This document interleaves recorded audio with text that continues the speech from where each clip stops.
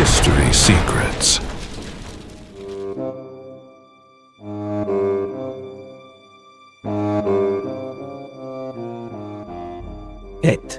Si les moments où Dieu semblait changer d'avis révélaient en réalité quelque chose de beaucoup plus profond sur la relation entre le divin et l'humanité.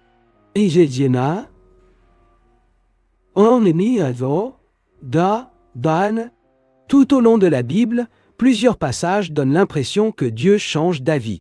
Dans certains récits, il annonce une destruction, puis revient sur sa décision. Dans d'autres, il manifeste du regret, reconsidère ses choix ou modifie ce qu'il avait déclaré auparavant. Cela a donné naissance à l'un des débats les plus complexes de toute la théologie biblique. Si Dieu est parfait et connaît tout, pourquoi changerait-il d'avis ? Cette question apparaît dès les premiers livres de l'Ancien Testament. Dans le livre de la Genèse, chapitre 6, pendant le récit du déluge, le texte affirme que Dieu se repentit d'avoir créé l'homme. Le passage est extrêmement fort, parce qu'il attribue à Dieu quelque chose de profondément humain. Le regret. Plus tard, dans le livre de l'Exode, après l'épisode du veau d'or, Dieu déclare qu'il détruira Israël. Mais Moïse intercède pour le peuple. Et alors le texte affirme que Dieu renonça au mal qu'il avait annoncé. Cette scène est l'une des plus débattues de toute la Bible, parce qu'en elle, Moïse semble influencer la décision divine. Dans le livre de Jonas, quelque chose de semblable se produit. Le prophète Jonas annonce que Ninive sera détruite dans 40 jours. Mais la ville se repent, et Dieu n'exécute pas le jugement annoncé. Cela soulève une question inévitable. La prophétie était-elle fausse? Ou Dieu a-t-il réellement changé de décision? Au fil des traditions juives et chrétiennes, différentes interprétations ont tenté de répondre à ce problème. L'une des explications les plus anciennes affirme que beaucoup d'avertissements divins dans la Bible sont conditionnels, même lorsque cette condition n'apparaît pas explicitement dans le texte. Autrement dit, le jugement pouvait être évité s'il y avait repentance, changement moral ou retour à l'obéissance. Dans cette interprétation, Dieu ne change pas dans sa nature. Ce qui change, c'est la relation humaine avec lui. Mais certains passages sont encore plus difficiles. Dans le premier livre de Samuel, par exemple, Dieu choisit Saül comme roi d'Israël. Puis, il affirme regretter ce choix. Le texte utilise encore une fois un langage émotionnel appliqué à Dieu lui-même. Et cela crée une tension avec d'autres parties de la Bible qui disent exactement le contraire. Dans le même livre, peu après, apparaît cette déclaration. Dieu n'est pas un homme pour se repentir. Le texte biblique semble donc soutenir deux idées en même temps. Dieu se repent et Dieu ne se repent pas. Peut-être que le problème vient de la manière dont le texte décrit Dieu à travers un langage humain. Beaucoup de chercheurs appellent cela l'anthropomorphisme, une tentative d'exprimer les actions divines à travers des émotions compréhensibles pour les êtres humains. Lorsque la Bible dit que Dieu se repent, elle ne décrit peut-être pas une erreur ou une ignorance divine de la même manière que chez les hommes. Elle décrit peut-être un changement de relation, de posture historique ou d'action face au comportement humain. Mais tout le monde n'accepte pas complètement cette explication. Certains philosophes et théologiens soutiennent que la Bible présente réellement une évolution progressive de la compréhension de Dieu au fil des siècles. Dans cette vision, différents auteurs bibliques percevaient Dieu de façon différente, reflétant des contextes historiques distincts. Le Dieu présenté en certains récits anciens paraît plus sévère, plus direct et plus centré sur un peuple particulier, tandis que dans d'autres textes plus tardifs apparaissent des descriptions plus universelles, miséricordieuses et réfléchies. Cette perception a conduit de nombreux chercheurs à poser une question dérangeante. L'image de Dieu évolue-t-elle à l'intérieur même de la Bible? Cette question reste extrêmement controversée, parce que, pour beaucoup de croyants, Dieu est immuable. Mais pour d'autres interprètes, le texte biblique lui-même montre une relation dynamique entre Dieu et l'humanité. Il existe encore une autre interprétation, plus philosophique. Peut-être que la Bible n'essaie pas de présenter un Dieu mécaniquement prévisible. Peut-être qu'elle décrit une relation vivante entre le divin et l'humain. Une relation dans laquelle la prière, le repentir, les choix et les actions possèdent de véritables conséquences. Dans ce scénario, le changement ne signifierait pas une imperfection divine, il signifierait une interaction. C'est pourquoi les personnages bibliques prient si souvent, intercèdent, supplient et argumentent avec Dieu.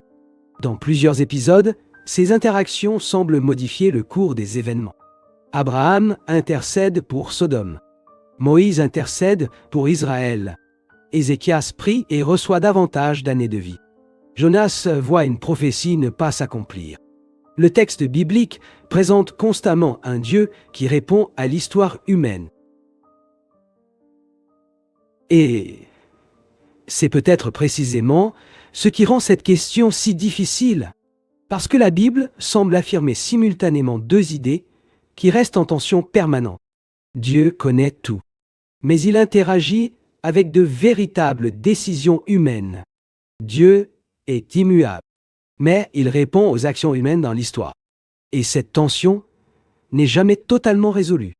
Peut-être parce que les auteurs bibliques eux-mêmes ne cherchaient pas à construire un système philosophique parfaitement fermé. Peut-être tentaient-ils simplement de préserver des expériences humaines profondes face à quelque chose considéré comme infiniment plus grand que la compréhension humaine. Il existe aussi quelque chose de profondément troublant dans le fait que plusieurs personnages bibliques semblent oser discuter avec Dieu. Abraham négocie presque le destin de Sodome. Moïse s'oppose à la destruction d'Israël. Job questionne la justice divine. Les prophètes crient leur incompréhension, comme si la Bible décrivait une relation beaucoup plus vivante, tendue et complexe que l'image d'un univers entièrement figé et prévisible.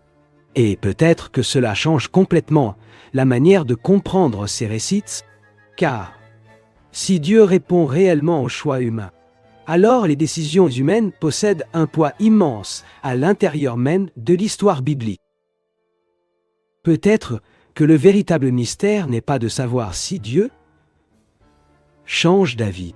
Peut-être que le véritable mystère est de comprendre pourquoi les textes bibliques insistent autant sur cette interaction constante entre le divin et l'être humain, comme si la relation avec Dieu n'était jamais décrite comme un mécanisme froid, mais comme quelque chose de vivant, dynamique et profondément mystérieux. Et peut-être que c'est précisément pour cela que cette question continue encore aujourd'hui à provoquer autant de débats, parce qu'elle touche l'une des tensions les plus profondes de toute la spiritualité humaine. Comment un Dieu éternel et immuable peut-il encore répondre aux choix, aux prières et aux transformations des êtres humains dans le temps? Peut-être que la raison pour laquelle la Bible ne donne jamais une réponse totalement simple est que le mystère de cette relation dépasse précisément ce que l'esprit humain est capable d'enfermer dans une seule explication. Et il existe encore une dimension profondément troublante dans ces récits où Dieu semble changer d'avis.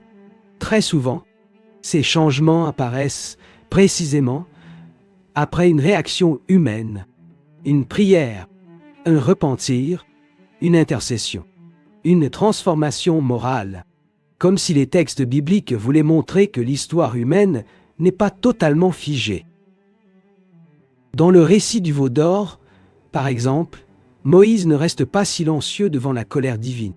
Il argumente, il rappelle les promesses faites aux ancêtres d'Israël. Il invoque la réputation de Dieu devant les nations. Il implore la miséricorde. Et ensuite, le texte affirme que Dieu renonce au jugement annoncé. Cette scène est extraordinairement étrange, parce qu'elle donne l'impression qu'un être humain dialogue réellement avec Dieu et influence le cours des événements.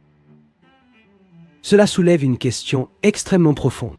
Pourquoi Dieu permettrait-il même ce type de dialogue? Si tout était déjà absolument fixé d'avance, c'est précisément cette tension qui a traversé des siècles de débats théologiques. Certains penseurs affirment que Dieu connaissait déjà l'intercession de Moïse depuis le début. Dans cette lecture, le changement apparent ne serait qu'une manière humaine de percevoir une réalité divine déjà connue d'avance. Mais d'autres interprètes considèrent que les textes bibliques décrivent réellement une interaction vivante entre Dieu et l'histoire humaine, comme si les choix humains possédaient une importance réelle dans le déroulement des événements. Le cas de Jonas et de Ninive rend cette question encore plus complexe. Jonas annonce clairement « Hurguez encore 40 jours et Ninive sera détruite. » Pourtant, la destruction n'arrive jamais. La ville se repent et Dieu suspend le jugement.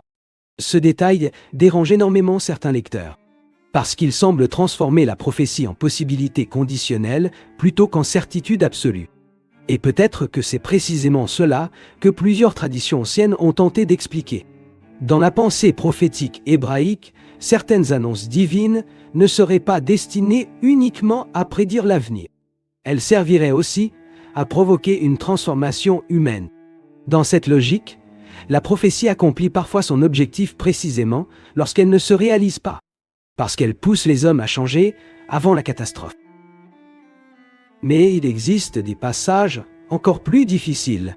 Dans la Genèse, avant le déluge, le texte affirme que Dieu regretta d'avoir créé l'homme. Cette phrase reste l'une des plus troublantes de toute la Bible, parce qu'elle attribue à Dieu une émotion qui semble liée à la douleur, à la déception et au regret. Et cela crée un immense problème philosophique. Car si Dieu savait déjà tout depuis le commencement, comment pourrait-il regretter quelque chose? C'est précisément ici que beaucoup de théologiens parlent d'anthropomorphisme. L'idée que les auteurs bibliques utilisent un langage humain pour décrire une réalité divine impossible à exprimer directement. Selon cette vision, lorsque la Bible dit que Dieu regrette, elle ne signifie pas que Dieu découvre une erreur comme un être humain. Elle tente plutôt de communiquer que la relation entre Dieu et l'humanité est devenue brisée, douloureuse ou différente. Mais même cette explication ne résout pas totalement la tension. Parce que le texte continue malgré tout à présenter un Dieu qui réagit à l'histoire humaine, un Dieu qui écoute, qui répond, qui suspend des jugements, qui accepte des intercessions. Et cela rend l'image biblique beaucoup plus dynamique qu'un simple destin immuable. Peut-être que c'est précisément pour cela que tant de personnages bibliques osent parler à Dieu avec une telle intensité. Abraham questionne la justice divine concernant Sodome. Moïse plaide pour Israël. Job réclame des réponses. Les prophètes expriment colère, peur et incompréhension, comme si la foi biblique n'était pas seulement fondée sur l'obéissance silencieuse, mais aussi sur une relation vivante, parfois tendue, entre l'être humain et le divin. Il existe aussi une autre interprétation profondément philosophique. Peut-être que le problème vient de la manière dont les êtres humains comprennent le temps lui-même, car l'homme vit à l'intérieur du temps, passé, présent, futur. Mais plusieurs traditions religieuses considèrent que Dieu existerait au-delà de cette limitation. Dans cette perspective, ce que les humains perçoivent comme un changement pourrait être simplement différentes manifestations d'une réalité divine déjà complète hors du temps. Autrement dit, ce n'est peut-être pas Dieu qui change, c'est l'être humain qui expérimente progressivement des aspects différents de cette relation au fil de l'histoire. Mais la Bible ne semble jamais vouloir transformer ce mystère en formule purement philosophique. Elle conserve toujours le langage vivant de l'expérience humaine. Dieu se met en colère. Dieu écoute. Dieu répond. Dieu suspend un jugement. Dieu manifeste de la compassion. Et peut-être que cette manière de raconter est volontaire, parce que les auteurs bibliques ne cherchaient peut-être pas à construire un système abstrait parfait. Ils tentaient de décrire comment les êtres humains vivaient leur relation avec quelque chose qu'ils considéraient comme infiniment supérieur à eux-mêmes. C'est peut-être pour cela que cette question continue encore aujourd'hui à provoquer autant de débats. Parce qu'elle touche une contradiction centrale de toute spiritualité. Comment concilier un Dieu éternel et immuable avec un Dieu qui semble répondre aux choix humains à l'intérieur de l'histoire? Et peut-être que la Bible laisse volontairement cette tension ouverte, car dès qu'une relation devient entièrement mécanique et prévisible, elle cesse d'être une véritable relation. Peut-être que les moments où Dieu semble changer d'avis ne cherchent pas seulement à parler de Dieu. Peut-être qu'ils cherchent aussi à parler de l'être humain, de sa capacité à changer, à se repentir, à transformer son chemin avant la catastrophe, à dialoguer avec le divin plutôt qu'à subir passivement l'histoire. Et peut-être que c'est précisément pour cela que tant de récits bibliques insistent sur la prière, l'intercession et le repentir, comme si les décisions humaines possédaient réellement un poids spirituel à l'intérieur du récit. Au fond, peut-être que le véritable mystère n'est pas de savoir si Dieu change d'avis. Peut-être que le véritable mystère est de comprendre pourquoi la Bible présente constamment une relation où l'être humain semble capable de parler, supplier, résister et, parfois même, modifier le cours des événements. Comme si le divin et l'humain étaient liés dans une interaction beaucoup plus profonde et vivante que ce que les systèmes théologiques parfaitement rigides parviennent à expliquer. Et peut-être que c'est précisément cette tension jamais totalement résolue qui continue encore aujourd'hui à rendre ces récits si profondément fascinants pour la conscience humaine. Existe encore une autre dimension profondément troublante dans ces récits où Dieu semble changer d'avis. Très souvent, le changement apparent ne concerne pas seulement le jugement. Il concerne aussi la miséricorde. Comme si la Bible insistait constamment sur l'idée que l'histoire humaine n'est jamais totalement fermée tant qu'il existe encore possibilité de transformation. C'est exactement ce qui apparaît dans plusieurs récits prophétiques. Le jugement est annoncé.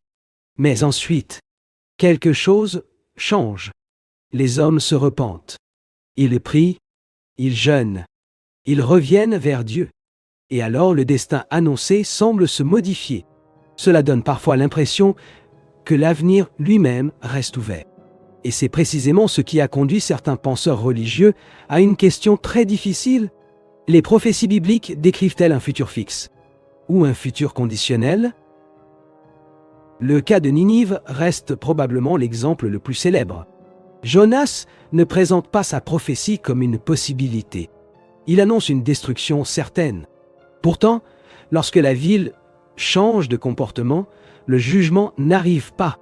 Et le détail le plus étrange est peut-être la réaction de Jonas lui-même. Il se met en colère. Pourquoi? Parce qu'il savait déjà que Dieu pouvait faire preuve de miséricorde. Cela est fascinant, car même à l'intérieur du récit, la tension existe déjà. Le prophète annonce un jugement absolu. Mais c'est au fond que la relation entre Dieu et l'être humain reste dynamique. Peut-être que cela révèle quelque chose d'essentiel sur la logique biblique. Le but des avertissements divins n'est pas toujours la destruction. Parfois, le but semble être précisément d'éviter la destruction. Et cela change complètement la manière de lire plusieurs prophéties. Le jugement devient alors une possibilité destinée à provoquer une transformation morale. Non une fatalité, inévitable. Mais certains passages continuent malgré tout à résister à cette explication. Dans le premier livre de Samuel, Dieu regrette d'avoir choisi Saül comme roi. Cette phrase paraît beaucoup plus personnelle, plus émotionnelle. Comme si le texte voulait montrer une véritable déception divine face au comportement humain. Et cela produit un immense malaise théologique. Car si Dieu connaissait déjà l'avenir de Saül, pourquoi parler de regret? C'est précisément ici que certains chercheurs pensent que la Bible ne tente pas toujours d'être philosophiquement cohérente selon les standards modernes. Les textes bibliques ont été écrits sur des siècles par différents auteurs dans différents contextes historiques. Et peut-être que ces auteurs ne cherchaient pas à résoudre toutes les tensions logiques. Ils cherchaient surtout à préserver des expériences spirituelles vécues par des communautés humaines. Cela expliquerait pourquoi certains passages présentent un Dieu extrêmement émotionnel et proche de l'histoire humaine, tandis que d'autres insistent fortement sur son caractère éternel et immuable. Cette possibilité dérange beaucoup de croyants, parce qu'elle suggère que la compréhension humaine de Dieu pourrait elle-même évoluer à l'intérieur de la Bible. Le Dieu des premiers récits apparaît parfois plus guerrier, plus national et plus direct. Dans des textes plus tardifs, apparaissent davantage de réflexions sur miséricorde, justice universelle et transformation intérieure. Et cela a conduit plusieurs spécialistes à poser une question extrêmement controversée. La Bible décrit-elle Dieu tel qu'il est? Ou décrit-elle aussi la manière dont l'humanité apprend progressivement à le comprendre? Mais il existe une autre manière de voir cette tension. Peut-être que les textes bibliques ne cherchent pas à décrire un Dieu froidement immobile. Peut-être qu'ils cherchent à montrer un Dieu vivant. Un Dieu qui entre réellement dans l'histoire humaine. Qui répond, qui écoute, qui interagit. Dans cette perspective, les changements apparents ne seraient pas des erreurs divines. Ils seraient le signe d'une relation réelle entre Dieu et les hommes. Une relation où les choix humains possèdent une importance véritable. Cela expliquerait pourquoi tant de récits bibliques accordent autant de place à l'intercession. Abraham plaide pour Sodome. Moïse supplie pour Israël.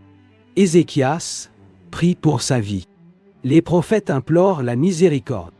Et dans plusieurs cas, le cours des événements semble changer. Comme si la Bible refusait l'idée d'un univers totalement mécanique. Comme si la relation entre Dieu et l'humanité restait ouverte, mouvante et profondément mystérieuse. Peut-être que c'est précisément cela qui rend cette question si fascinante depuis des siècles, parce qu'elle touche directement à une tension que l'être humain n'a jamais complètement résolue. Si Dieu connaît déjà tout, nos choix ont-ils réellement un poids? Et si nos choix comptent réellement, comment comprendre une connaissance divine absolue du futur? Cette contradiction traverse pratiquement toute l'histoire de la théologie, et aucune réponse n'a jamais réussi à éliminer totalement le mystère. Certaines traditions insistent sur l'omniscience absolue de Dieu. D'autres mettent davantage l'accent sur la liberté humaine et l'interaction vivante avec le divin. Certaines pensent que tout est déjà connu. D'autres suggèrent que Dieu choisit volontairement de permettre une véritable ouverture dans l'histoire humaine. Et peut-être que le plus étonnant est que la Bible semble parfois contenir des éléments soutenant les deux visions simultanément, comme si le texte refusait de simplifier totalement le mystère.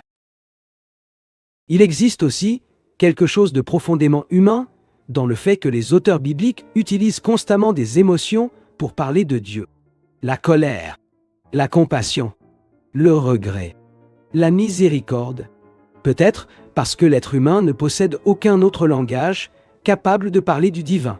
Tout ce qu'il peut faire, c'est traduire l'infini à travers des expériences humaines limitées. Et peut-être que c'est précisément pour cela que les récits bibliques restent si vivants. Ils ne parlent pas de concepts abstraits. Ils parlent d'une relation vécue entre l'homme et quelque chose perçu comme infiniment supérieur à lui. Au fond, peut-être que les moments où Dieu semble changer d'avis ne cherchent pas seulement à résoudre un problème théologique. Peut-être qu'il cherche à montrer quelque chose de beaucoup plus profond. La possibilité que l'histoire humaine ne soit jamais complètement fermée tant qu'il existe encore place pour le repentir, la transformation et la miséricorde.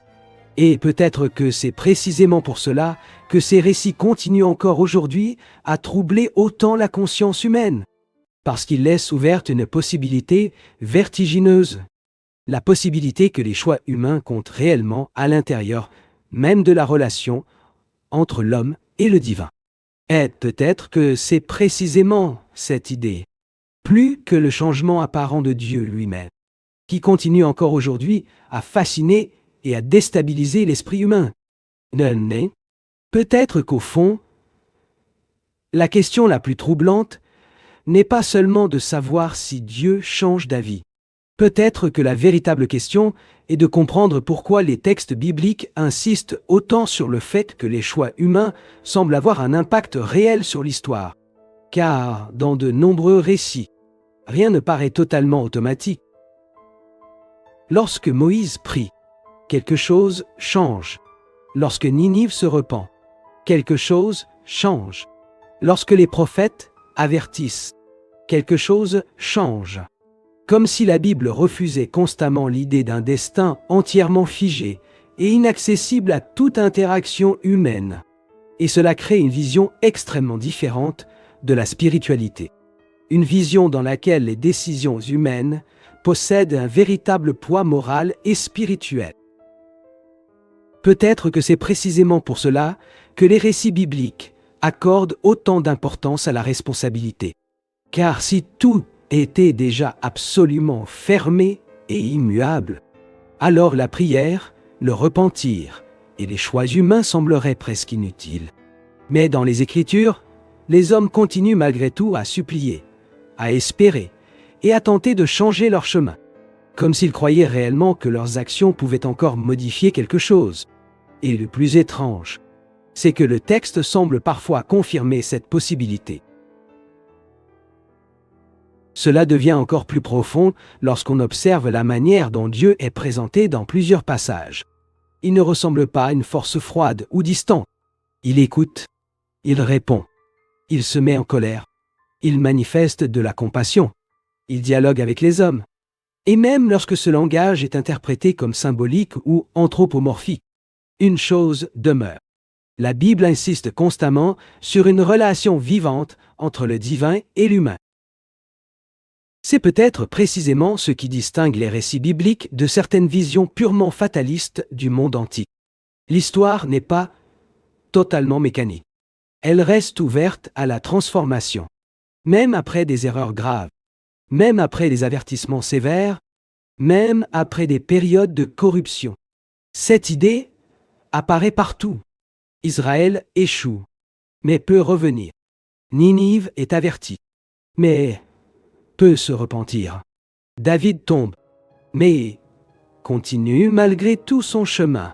Pierre renie, puis revient, comme si la Bible répétait constamment une même vérité. L'histoire humaine n'est jamais totalement terminée tant qu'il existe encore possibilité de transformation. Mais cela rend aussi la question du mal beaucoup plus complexe. Car si les choix humains possèdent réellement un poids, alors l'être humain porte également une immense responsabilité dans ce qui arrive au monde. Et peut-être que c'est précisément pour cela que tant de récits bibliques montrent Dieu répondant différemment selon les actions humaines. La violence produit des conséquences. L'orgueil produit des conséquences. Le repentir produit des conséquences. La compassion produit des conséquences. Comme si l'histoire biblique cherchait constamment à montrer que les actes humains participent réellement au déroulement de l'histoire. Certaines traditions théologiques considèrent cela comme une pédagogie divine. Dieu parlerait aux hommes à travers leur propre expérience historique. Les bénédictions, les crises, les avertissements et les changements deviendraient alors des formes de dialogue entre le divin et l'humanité. Et peut-être que cela explique pourquoi les prophètes bibliques ne se contentent presque jamais de prédire l'avenir. Ils cherchent surtout à provoquer une transformation morale dans le présent. Le futur semble souvent présenté comme quelque chose pouvant encore être influencé. Mais il existe une autre possibilité encore plus troublante. Peut-être que les textes bibliques ne veulent pas totalement résoudre cette tension entre immutabilité divine et interaction humaine. Peut-être qu'ils veulent précisément préserver le mystère. Car dès que tout devient parfaitement expliqué, la relation vivante disparaît souvent derrière un système rigide. Mais, dans la Bible, la relation entre Dieu et l'homme reste constamment mouvante, émotionnelle et difficile à enfermer dans des définitions simples. Abraham discute avec Dieu. Job questionne Dieu. Moïse insiste face à Dieu. Les prophètes pleurent, protestent et espèrent. Comme si la spiritualité biblique était moins une théorie fermée qu'un dialogue permanent avec le mystère.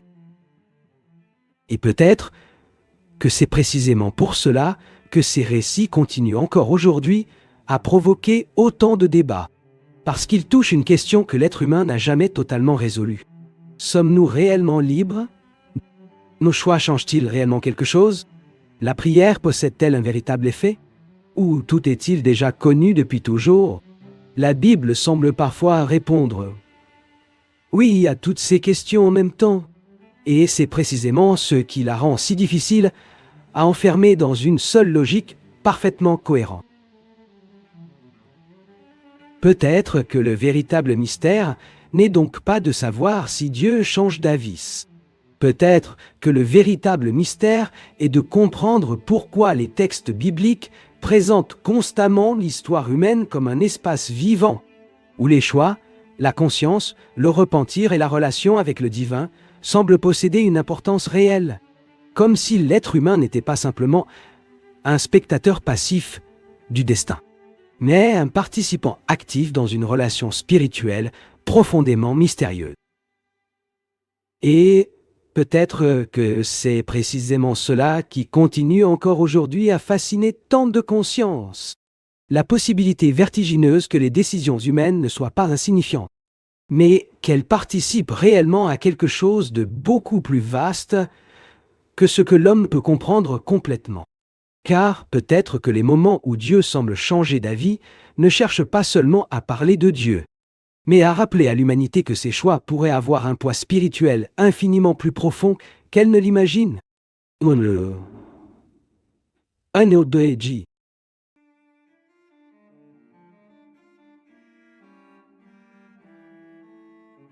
L'histoire ne révèle jamais tous ses secrets.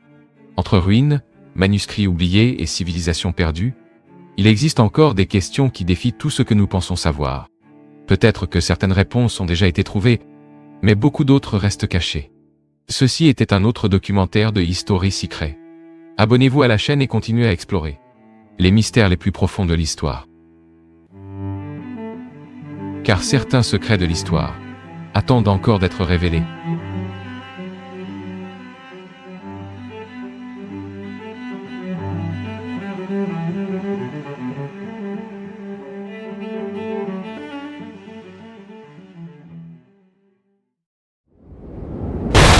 History Secrets.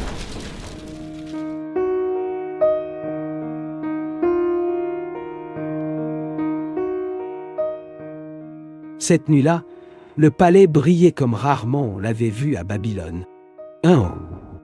L'or scintillait sur les murs. Le vin coulait sans limite. La musique étouffait toute sensation de danger. Le roi Belshazzar voulait célébrer devant 1000 invités. Mais ce banquet entrerait dans l'histoire pour une raison complètement différente. Parce qu'avant l'aube, l'empire le plus puissant de la terre allait tomber. Belshazzar appartenait à la lignée de Nabuchodonosor. Babylone semblait encore invincible. Ses murailles étaient gigantesques. Ses portes étaient considérées comme impossibles à franchir. Beaucoup croyaient qu'aucune nation ne pourrait traverser ses défenses. Pendant que les armées mèdes et perses encerclaient la ville à l'extérieur, à l'intérieur du palais, une fête battait son plein. Et c'est peut-être là que se trouvait la plus grande erreur. Livre de Daniel.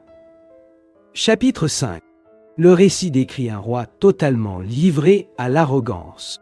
Il n'ignorait pas seulement le danger, il s'en moquait. Le banquet débordait de vin, de richesses et de démonstration de pouvoir. Puis, Belshazzar prit une décision qui changea tout. Il ordonna qu'on apporte les ustensiles sacrés pris dans le temple de Jérusalem, des coupes consacrées, des objets utilisés pour le culte du Dieu d'Israël. Ces objets avaient été emportés des décennies plus tôt par Nabuchodonosor lors de l'invasion de Jérusalem. Pendant longtemps, ils étaient restés à l'abri. Mais, cette nuit-là, ils furent transformés en instruments de profanation. Le roi but du vin dedans devant tout le monde. Et il n'était pas seul. Ses nobles firent la même chose. Ses femmes aussi. Les invités regardaient pendant que les objets sacrés étaient utilisés au milieu de l'ivresse et de l'idolâtrie. Livre de Daniel, chapitre 5, versets 3 et 4. Le texte affirme qu'il louait des dieux d'or, d'argent, de bronze, de fer, de bois et de pierre. C'était plus qu'une fête. C'était un défi ouvert lancé au sacré. Puis, quelque chose arriva. Quelque chose qui interrompit immédiatement le banquet. Sans avertissement. Sans explication.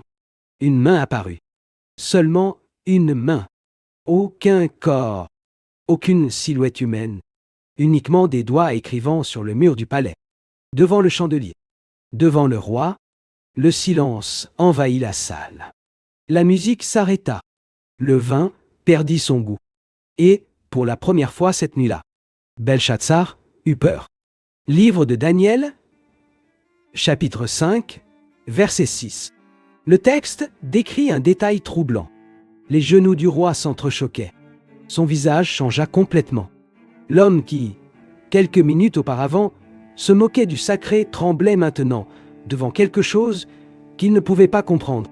Parce que les mots écrits sur le mur n'avaient de sens pour personne dans cette salle. Le roi fit appeler les sages de Babylone, les astrologues, les enchanteurs, les devins. Il promit richesse et haute position à celui qui réussirait à interpréter cette écriture. Mais personne n'y parvint. Et cela ne fit qu'augmenter la terreur. Parce que l'inconnu est souvent plus effrayant que la menace elle-même. C'est alors que la reine se souvint d'un homme, Daniel. Des décennies plus tôt, il avait interprété les rêves de Nabuchodonosor. Son nom était encore respecté par beaucoup, même après toutes ces années. Daniel fut amené dans la salle, et la scène devait être étrange. D'un côté, le chaos du banquet interrompu. De l'autre, un vieil homme avançant calmement devant un roi terrifié. Belshazzar promit des récompenses, de l'or, de l'autorité, des honneurs.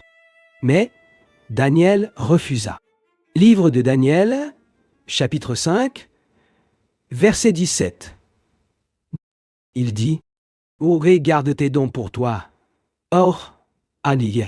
Cette réponse disait déjà beaucoup. Daniel comprenait que quelque chose de plus grand était en train de se produire.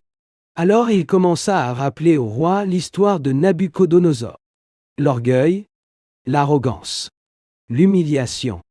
Il rappela comment l'ancien roi de Babylone avait été abaissé après s'être élevé contre Dieu. Mais Belshazzar n'avait rien appris de tout cela. Même en connaissant cette histoire. Même en sachant ce qui s'était déjà produit. Et c'est peut-être l'un des aspects les plus troublants de ce récit.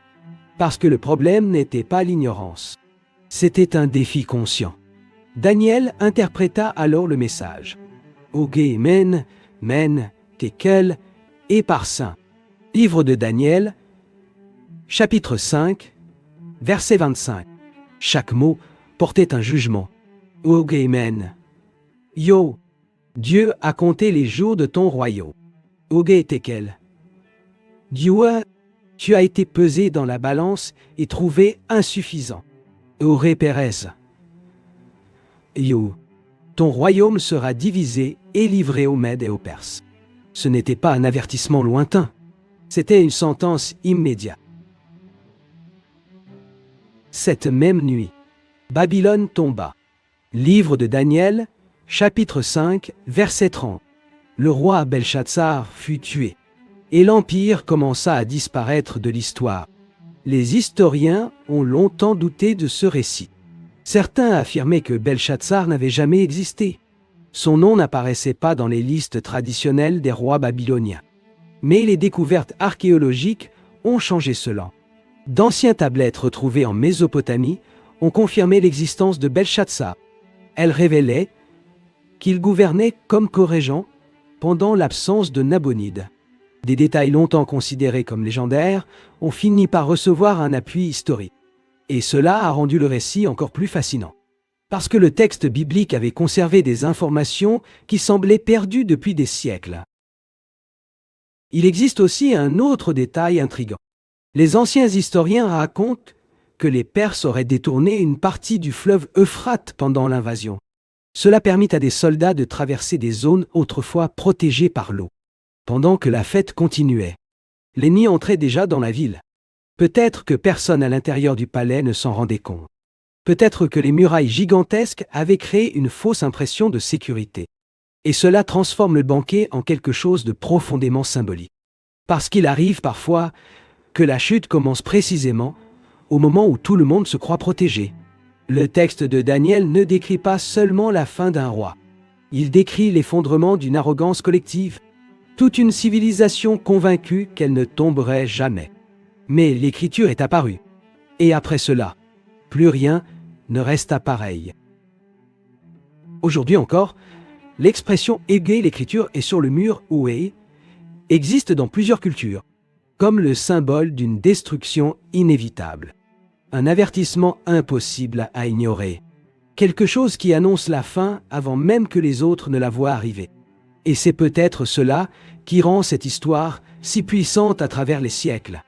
Parce qu'elle ne parle pas seulement de Babylone, elle parle de l'orgueil humain, de l'excès de confiance, de l'illusion du contrôle. Cette nuit-là, le banquet semblait éternel. Mais il était déjà condamné. Le plus troublant dans cette histoire n'est peut-être pas la chute de Babylone, mais la vitesse à laquelle tout est arrivé. Quelques heures auparavant, il y avait de la musique, du vin, une sensation de puissance absolue. Et peu après, l'Empire était entre les mains d'un autre royaume. Et cela soulève une question inévitable. Comment une ville, considérée comme pratiquement impossible à conquérir, a-t-elle pu tomber en une seule nuit? Babylone n'était pas simplement une ancienne capitale. Elle était le symbole d'une domination mondiale. Les récits anciens parlent de murailles immenses, de portes monumentales, de tours de surveillance, de réserves internes de nourriture et d'eau. Certains auteurs affirmaient que la ville pouvait résister pendant des années à n'importe quel siège. C'est pourquoi beaucoup pensaient que Belshazzar n'avait aucune raison d'avoir peur. Les armées ennemies étaient à l'extérieur, mais les murailles tenaient toujours debout. La fête continuait parce que Babylone croyait en sa propre invulnérabilité. Et c'est peut-être précisément là que le récit devient si perturbant. Parce que le danger se trouvait déjà à l'intérieur de la ville avant même qu'il ne s'en aperçoive. Livre de Daniel. Chapitre 5.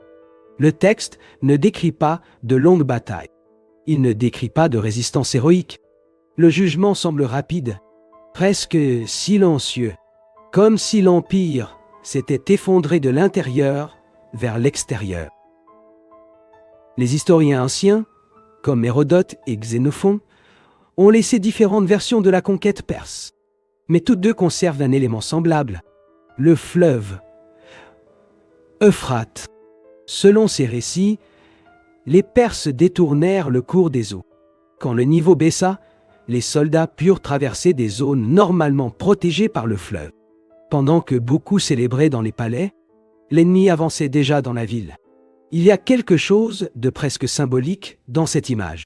Babylone faisait confiance à ses propres murailles, mais le point vulnérable était caché sous elle. Et c'est peut-être l'une des raisons pour lesquelles cet épisode a traversé les millénaires, parce qu'il semble parler non seulement des anciens royaumes, mais aussi des fragilités humaines, invisibles. Daniel observait tout cela comme quelqu'un qui avait déjà vu ce schéma auparavant. Des décennies plus tôt, il avait vu Nabuchodonosor sombrer dans la folie, après s'être élevé au-dessus de tous. Livre de Daniel. Chapitre 4. Le grand roi de Babylone marchait sur le toit du palais en disant « Aurais, n'est-ce pas ici la grande Babylone que j'ai bâtie ?» Et, à cet instant même, selon le texte, le jugement tomba. Maintenant, des années plus tard, un autre roi répétait le même cycle, peut-être avec encore plus d'arrogance, parce que Belshazzar n'ignorait pas complètement le passé. Il connaissait cette histoire. Daniel le dit clairement. Livre de Daniel. Chapitre 5. Verset 22. Aurais, toi, son fils Belshazzar, tu n'as pas humilié ton cœur, bien que tu aies su tout cela. Yo. Cette phrase change complètement le poids du récit, parce qu'elle transforme le banquet en un acte conscient. Ce n'était pas simplement un excès, c'était une provocation délibérée. Il existe encore un autre détail, souvent oublié. Les écritures sur le mur, apparues près du chandelier. Livre de Daniel, chapitre 5, verset 5. Cela peut sembler être un simple détail visuel, mais beaucoup de spécialistes pensent que ce détail avait un sens précis. La lumière rendait les mots impossibles à ignorer. Le jugement devait être vu clairement. Il n'y avait aucun espace pour le doute, aucune possibilité de cacher ce qui était en train de se produire. Et cela donne à la scène une dimension presque cinématographique. La salle plongée dans l'ombre, la lumière du chandelier, le silence soudain, les doigts écrivant lentement sur le mur. Un message impossible à effacer. Au fil des siècles, différentes interprétations ont émergé à propos de ces mots mystérieux. Ogemen, Yo, Ore, Tekel. Yo, Oe, Parsin. Yo Karnedan el Noa, Yo Kia. Certains chercheurs associent ces termes à des mesures de poids et à d'anciennes monnaies. D'autres y voient une construction symbolique encore plus profonde. Comme si le royaume tout entier avait été placé sur une balance invisible, pesé, mesuré, et finalement condamné. L'expression yoga, pesé dans la balance Dieu, a traversé les générations précisément à cause de cet épisode. Parce qu'il existe quelque chose d'universel dans cette idée. La possibilité que le pouvoir, la richesse et l'apparence ne suffisent pas face à un jugement supérieur. Il est également intéressant d'observer le contraste entre les personnages. Belshazzar apparaît entouré de luxe. Daniel, lui, arrive sans aucune ostentation. Le roi tente de négocier des récompenses. Daniel montre un détachement total. L'un semble désespéré de garder le contrôle. L'autre semble déjà comprendre que certains événements ne peuvent plus être arrêtés. Et peut-être que le texte cherche précisément à souligner cela. La différence entre l'autorité apparente et la véritable perception. Parce que cette nuit-là, l'homme le plus puissant de la salle n'était pas le roi. C'était l'homme capable de comprendre le message. Il existe aussi un élément politique très important. Lorsque Babylone tomba, l'équilibre du pouvoir mondial changea complètement. L'empire babylonien céda sa place à l'empire médo-perse. Et cela transforma profondément l'histoire de l'Orient ancien. Peu de temps après, des événements décisifs pour le peuple juif commencèrent à se produire. Le retour de l'exil, la reconstruction de Jérusalem, la réorganisation religieuse. Autrement dit, le banquet de Belshazzar ne marqua pas seulement la mort d'un roi. Il marqua la fin d'une époque entière. Une transition historique immense. Et c'est peut-être pour cela que cet épisode a été préservé avec autant de force. Parce que ce n'était pas seulement une fête qui se terminait, c'était un empire. Mais il reste une dernière question difficile à ignorer. Pourquoi le roi décida-t-il d'utiliser précisément les ustensiles du temple? Pourquoi provoquer exactement le Dieu d'Israël.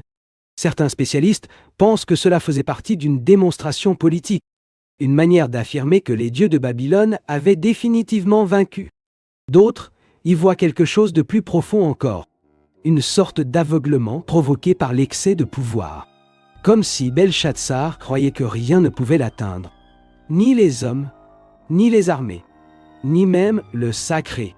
Mais cette nuit-là, une écriture apparut, et elle changea tout. Après la chute de Babylone, quelque chose d'étrange commença à se produire. L'histoire du banquet de Belshazzar ne disparut pas. Au contraire, elle traversa les siècles comme un avertissement silencieux. Même des peuples qui n'avaient jamais lu le livre de Daniel commencèrent à utiliser des expressions inspirées de cet épisode. Ougé, l'écriture est sur le mur. Yo, comme si certains événements annonçaient une fin inévitable avant même que l'effondrement n'arrive. Et c'est peut-être précisément cela qui rend ce récit si différent des autres histoires anciennes. Il semble toujours actuel. Parce que Babylone n'est pas tombée uniquement par la force militaire, le texte suggère quelque chose de plus profond. Un empire peut commencer à mourir bien avant de s'en rendre compte. De l'intérieur, dans l'excès de confiance, dans l'arrogance collective, dans l'incapacité à reconnaître ses propres limites, et peut-être que le banquet représente exactement cela. Une célébration construite sur une fausse sensation de permanence.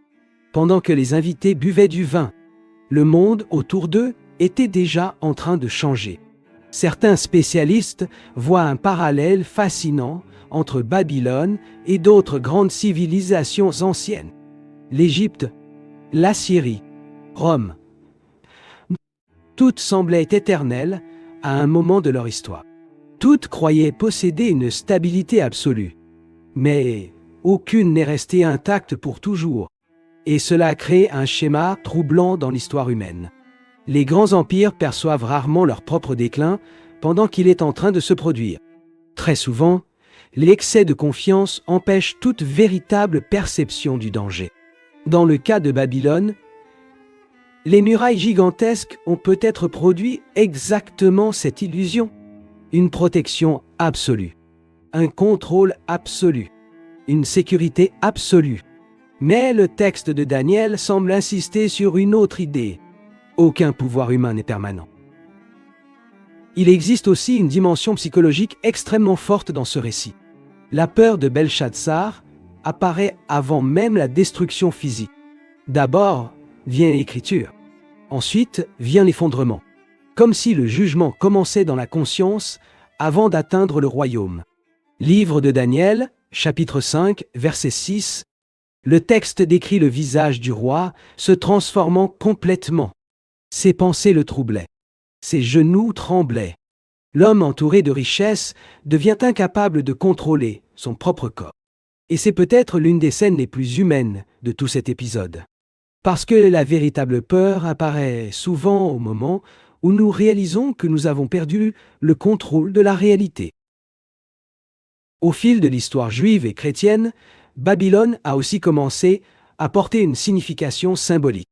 Non plus seulement une ville réelle, mais une représentation de la corruption, de l'arrogance et de l'éloignement spirituel.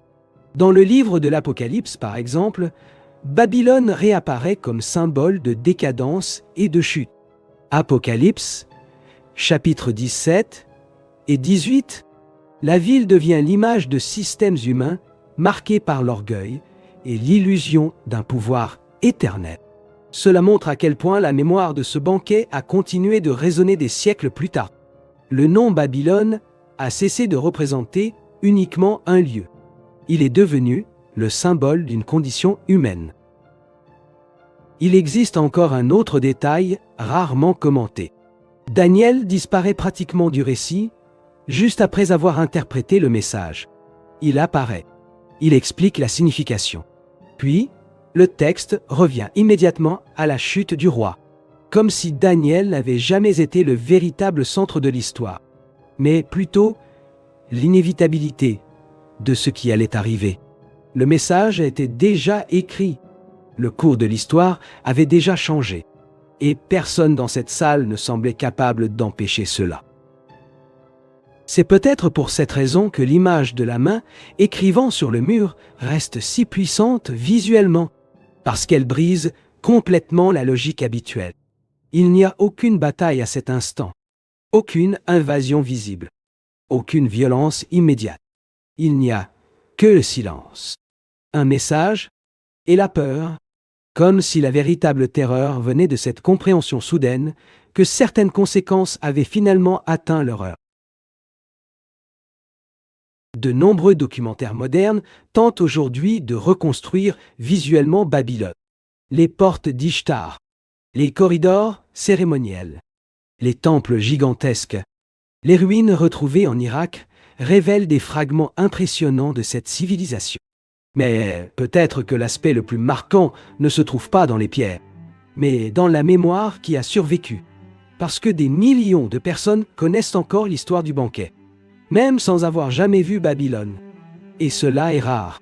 Très peu d'épisodes du monde antique sont restés aussi vivants dans l'imaginaire collectif. Et il existe peut-être une raison à cela. Ce récit fonctionne à plusieurs niveaux en même temps.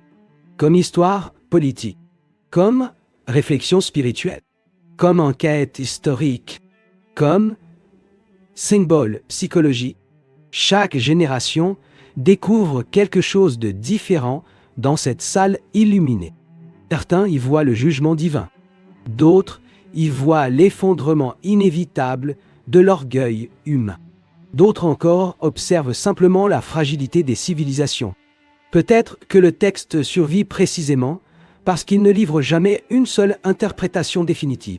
Il préserve le mystère, il préserve le malaise, il préserve des questions ouvertes. Cette nuit-là, Belshazzar croyait célébrer la puissance de Babylone.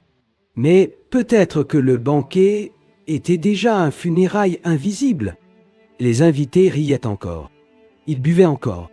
Ils célébraient encore, sans se rendre compte que l'Empire touchait déjà à sa fin. Et c'est peut-être là l'image la plus troublante de toute cette histoire. La possibilité que certaines chutes commencent avant même que quelqu'un ne les remarque est. Peut-être que la question la plus inquiétante n'est pas de savoir pourquoi Babylone est tombée, mais combien d'empires, de systèmes, ou même de vies, continuent encore à célébrer, alors que l'écriture est déjà sur le mur. Ennemi, Abi, Abis, Eli, Aonena.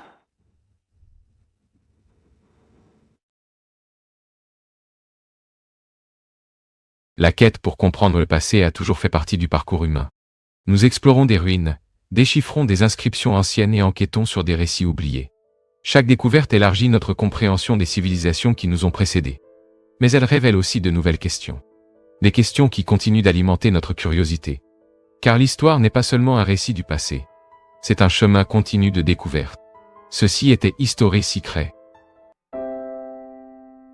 Car certains secrets de l'histoire attendent encore d'être révélés.